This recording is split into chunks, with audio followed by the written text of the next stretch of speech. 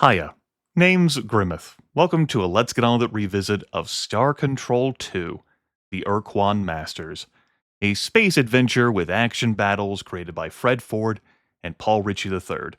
I recorded a playthrough of this game back in October 2011. That was also the last time I played through this game. It has been almost 14 years. The details have faded. The super melee skills, they were never there, let's be real. But I do enjoy Ur-Quan Masters, and I'm ready to go on another trip with it across the stars. Right, stars. Free stars, to be specific. The game's original creators have rebranded it in preparation for their official sequel, Free Stars, Children of Infinity. Yes, Fred and Paul have a sequel in the works, and it's similar to Cyberpunk 2077. They had an incredible Kickstarter campaign back in April of last year, crushed their six-figure goal in 3 hours. Children of Infinity is set to release sometime this year when it is done, and I'll be there. Very rarely do I follow game development. Six Ages 2 comes to mind.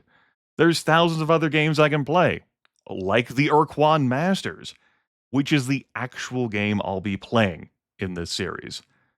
One other thing about Fred, Paul, and the sequel they're making.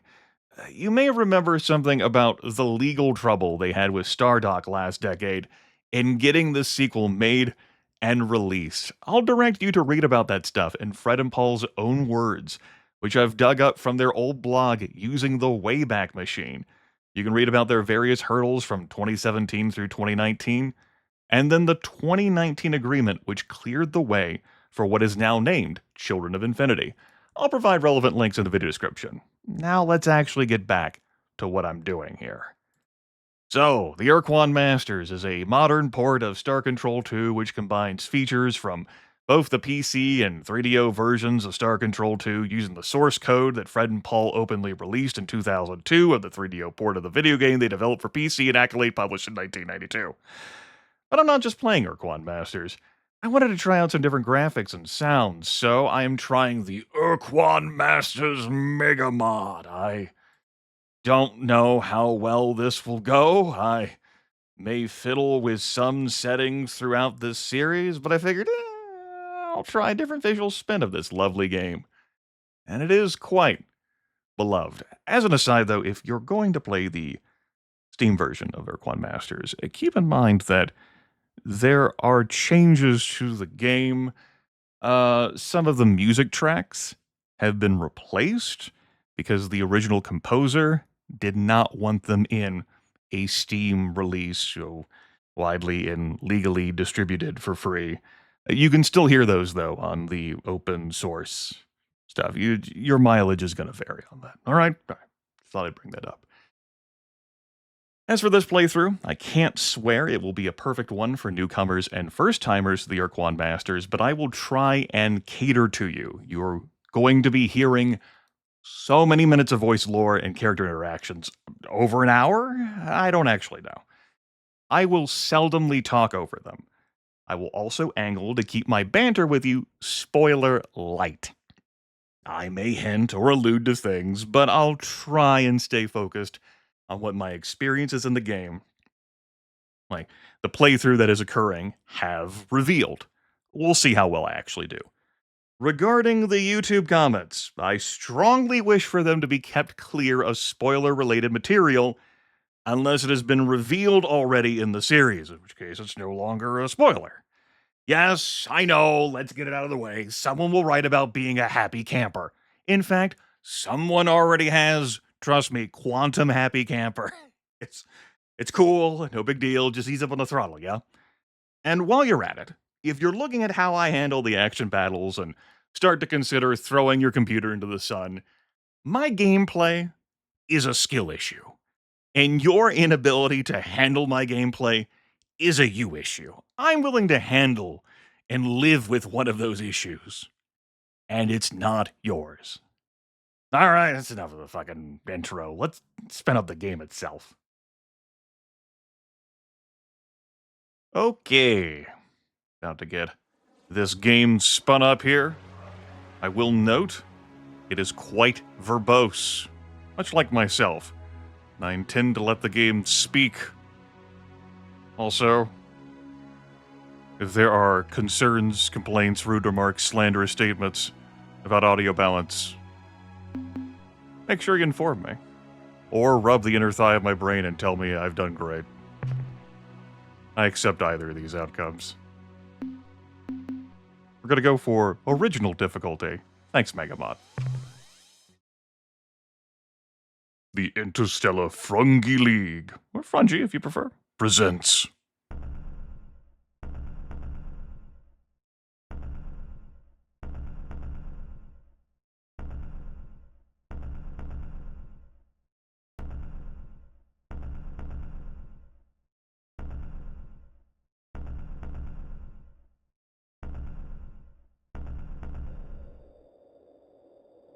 There were many great battles. Earth and her partners in the Alliance of Free Stars against the evil Ur-Quan and its hierarchy of battle thralls. And the Ur-Quan were winning.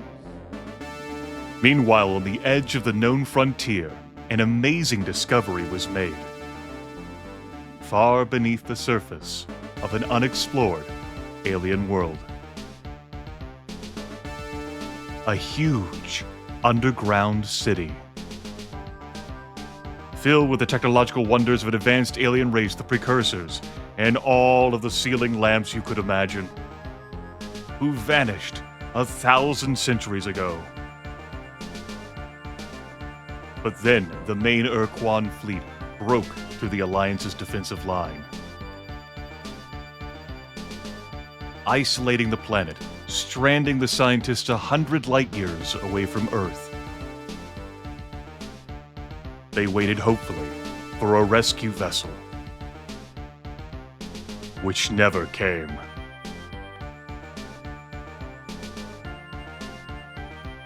"20 years have passed. We, the survivors of the research mission, have colonized this world and taken the lamps for our own. We continued our investigation of the underground city. And we have discovered its purpose. Capitalism. It is a factory. Alright. Same wavelength. A factory for building starships. But there aren't enough materials to make a complete vessel. I've made cruddy vessels like these before. We can finish only the skeleton of one starship. Galactic civilizations, yeah. But that must be enough. This skeleton, this incomplete fragment of a starship. Because you must captain the vessel. I don't know how that logic tracks. And return to Earth!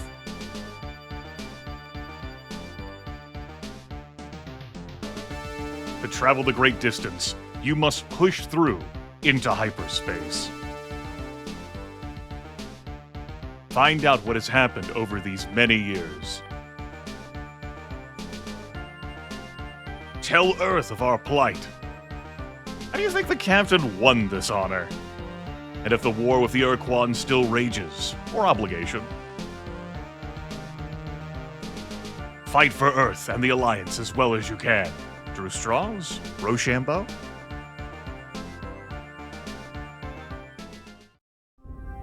Sure, my name is Grimith, and in honor of my StarCraft clanmate from so many years ago, this vessel is named the Starluck. Let's get cracking. We've got some driving to do. So, this ship doesn't turn well. We're heading for Earth. We could choose to leave the star system.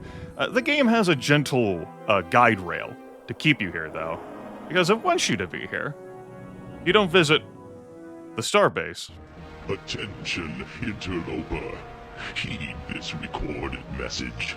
Bad things This happen. drone vessel speaks with the voice and authority of Ur-Quan.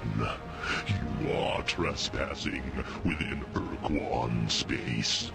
This world, Earth, may not be approached for any reason, nor will hostilities against our orbital platform be tolerated.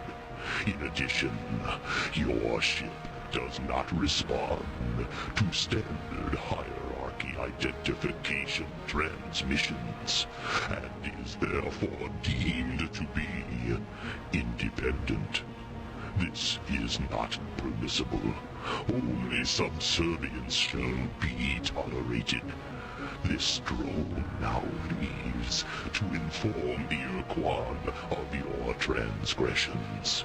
You are commanded to remain here and await the arrival of the Ur-Quan. Disobedience will be punished. It's better to seek forgiveness and ask permission.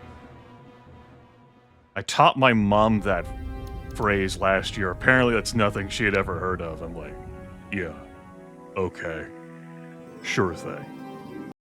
Attention, unidentified space vessel. I am Starbase Commander Hayes of the slave planet Earth. Our hyperwave broadcast is extremely weak. Situation critical. Energy cores exhausted. Scanners and deep radar are non-functional. We cannot identify your vessel. Are you the scheduled hierarchy resupply ship? Repeat, are you the resupply vessel? The graphical overhaul brought to me by the MEGAMOD is going to take me some time to get used to, and I imagine I will not be fully adjusted even by the end of the series. It will be a different experience. We could have our friend here repeat his lines. Repeat, are you the resupply vessel? But you've got a YouTube timeline. You can just go back in time to rehear this stuff. No, this is the Starship Starluck, but we stand ready to assist you.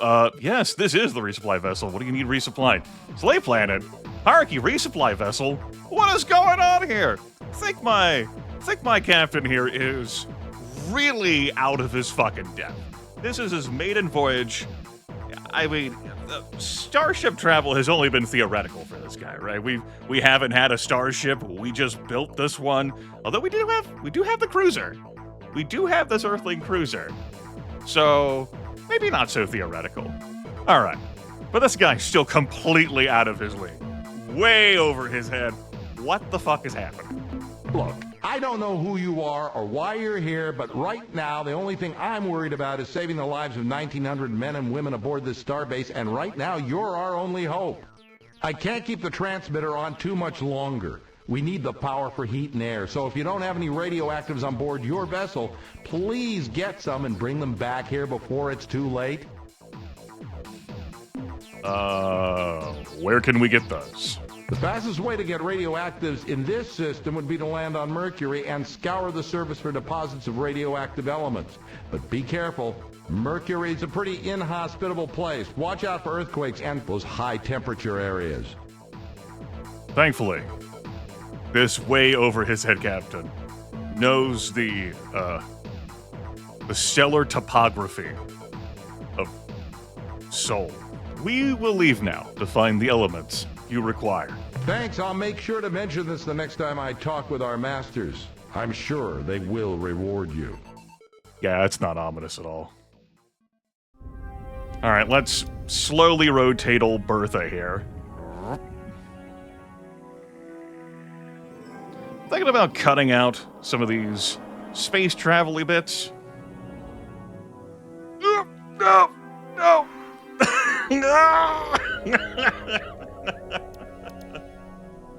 All right, steering is going to take me some time to get adjusted to as well. There.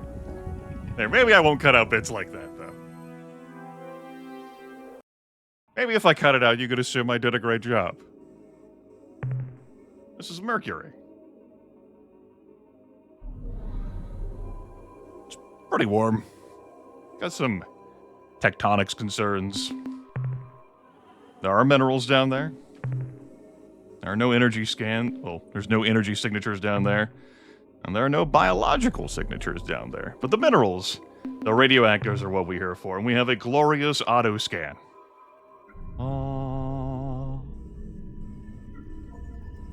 Let's dispatch. I haven't driven a planetary lander in some time. I'm sure this will go great. Pay attention to that number of crew over there on the right side. We put them on the lander, and we're going to go get them killed. You know what? We didn't get jumped by fire. How about that? Everyone lived. This is a novel concept for me. All right. We'll be back to Mercury later. It's not like it's going anywhere. Let's go. Clearly, the reason I overshot Mercury was so that I could be in prime position to head back to Earth. Yes, that has to be the... Now we're just going to reach the space station. I'd go visit Earth itself, but it's looking kind of ominous over there. The Ur-Quan told me not to approach it. Did you find any radioactive elements for our power cores? Oh, yeah. Yeah. We're ready to transfer them. It seems like it would be difficult to have a conversation with the rave happening over there. We'll just do it. We're initiating transfer of radioactives, Captain. Now, as soon as our engineers can refit the energy cores, that's much better. Power ratings are climbing. Life support is coming back into the green. Deep radar systems and sensors are now online, and I can scan your vessel. What the hell kind of ship is that? Just who are you, Captain? I am Captain Grimith of the starship Starluck. We are the survivors of a Star Control science research team to the Vela star system. Star Control science mission, huh? Captain, I served as a Star Control officer during the war aboard several cruisers in the Corward Front. And if there'd been any scientific mission to Vela, I would have heard about it. Well, clearly you didn't, and I exist as an entity here.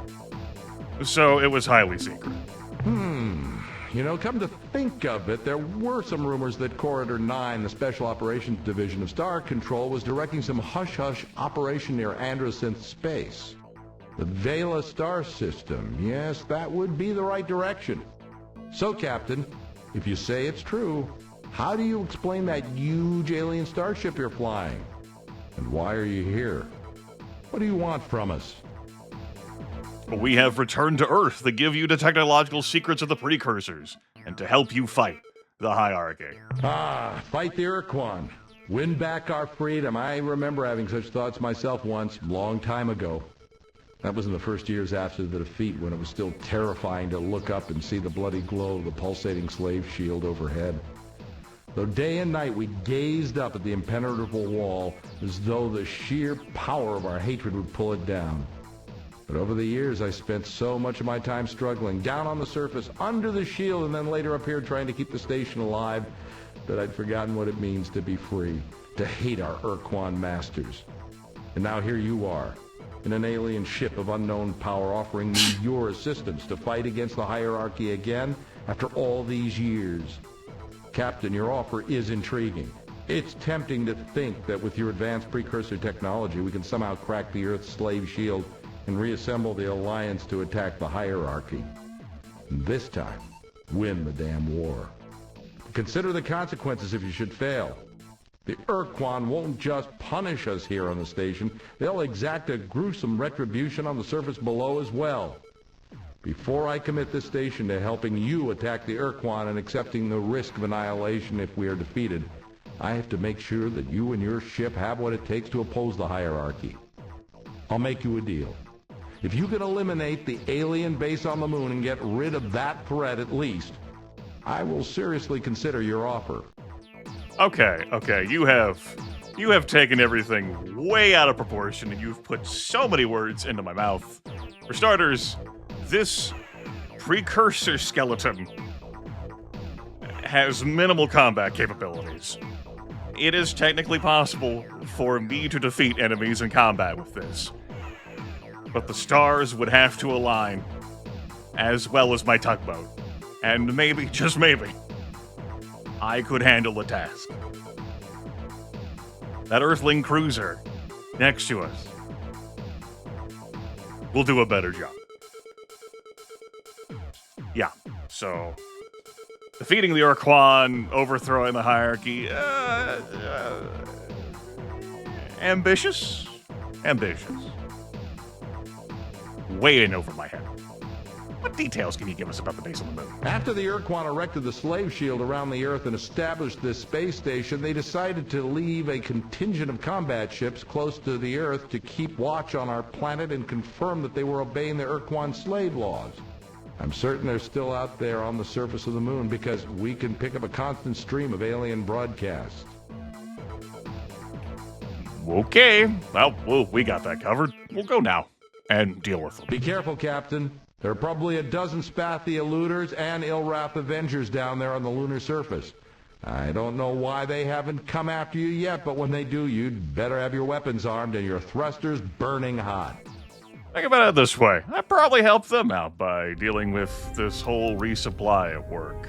Yeah, that must be it. And now they've come to... Well, now they... Whatever. Autoscan. It's Luna. One astronomical unit away. We have signs down there of things. Let's dispatch. Yeah, we'll say land here.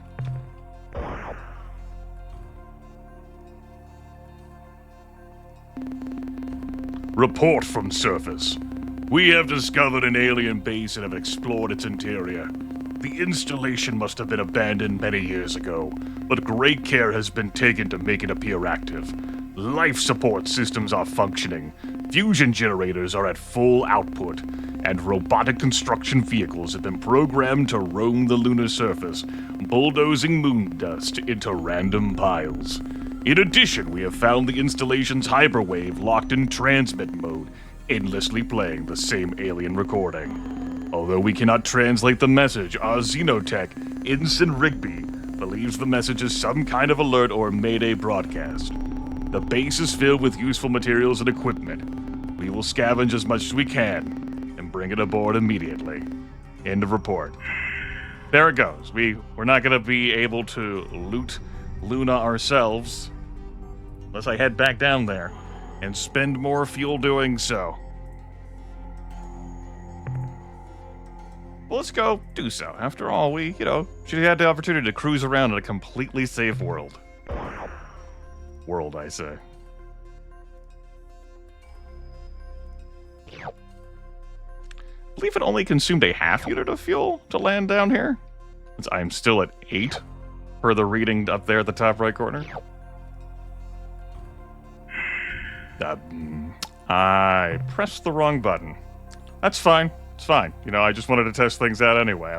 My lander was close to being full anyway.